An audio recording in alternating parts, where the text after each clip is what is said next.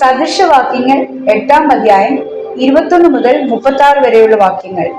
ഞാൻ നീതിയുടെ മാർഗത്തിലും ന്യായത്തിന്റെ പാതകളിലും നടക്കുന്നു.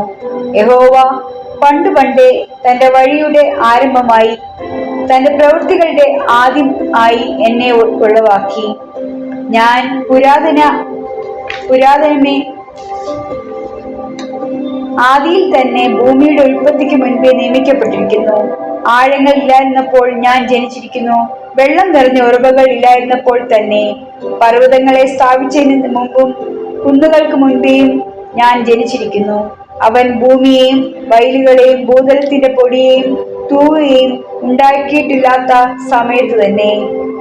അവൻ ആകാശത്തെ ഉറപ്പിച്ചപ്പോൾ ഞാൻ അവിടെ ഉണ്ടായിരുന്നു. അവൻ ആഴത്തിന്റെ ഉപരിഭാഗത്ത് വൃത്തം വരച്ചപ്പോഴും അവൻ മീതെ മേഘങ്ങളെ ഉറപ്പിച്ചപ്പോഴും ആഴത്തിന്റെ ഉറവുകൾ തടിച്ചപ്പോഴും വെള്ളം അവന്റെ കൽപ്പനയെ അതിക്രമിക്കാതെ വണ്ണം അവൻ സമുദ്രത്തിനെയും അതിൽ വെച്ചപ്പോഴും ഭൂമിയുടെ അടിസ്ഥാനം ഇട്ടപ്പോഴും ഞാൻ അവന്റെ അടുക്കൽ ശില്പിയായിരുന്നു.